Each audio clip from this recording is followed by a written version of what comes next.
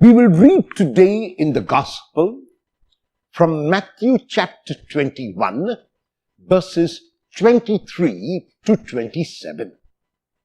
These verses appear immediately after Jesus has cleansed the temple. Those who watch that scene begin to question Jesus about his authority. They ask him, by what authority are you doing these things? And who gave you that authority? In his response, Jesus asks them a counter question.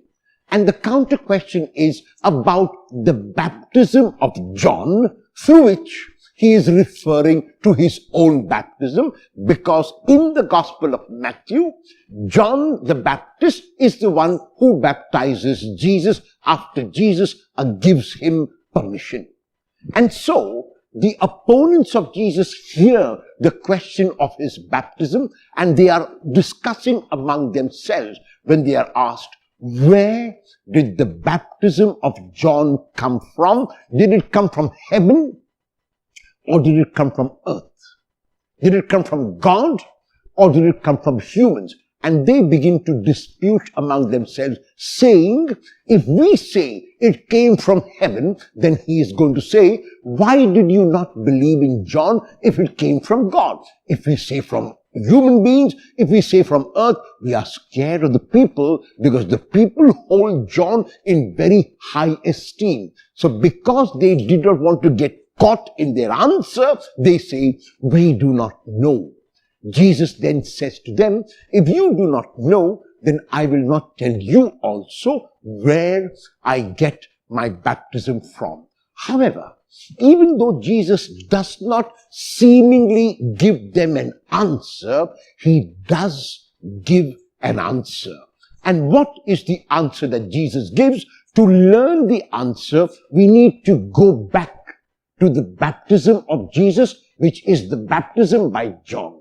What happened at that baptism by John? There were three events which occurred at his baptism. The first was the heavens were torn open.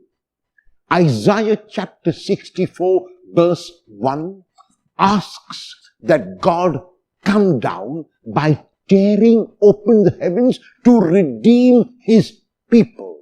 So when Matthew tells us the heavens were torn open, what he is saying is that God has heard Isaiah's plea and has come down in the form of Jesus. The second event is the Holy Spirit comes down on Jesus like a dove. The coming down of the Holy Spirit is God's approval of the event of the baptism. And the third, the voice from heaven speaks, and the voice says to the people, this is my beloved Son, in whom I am well pleased.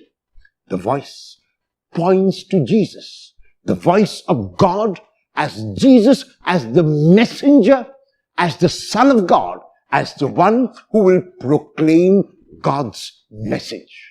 In other words, Jesus is saying that he received his authority when he received his baptism. Because at his baptism, the voice from heaven, the voice from God, appointed him as his representative on earth through these words, this is my beloved Son, in him I am well pleased.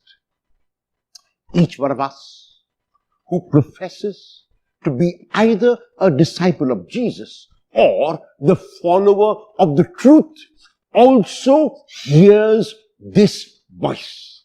The same voice which was revealed to Jesus at his baptism is revealed to each one of us today, no matter what religion we might practice.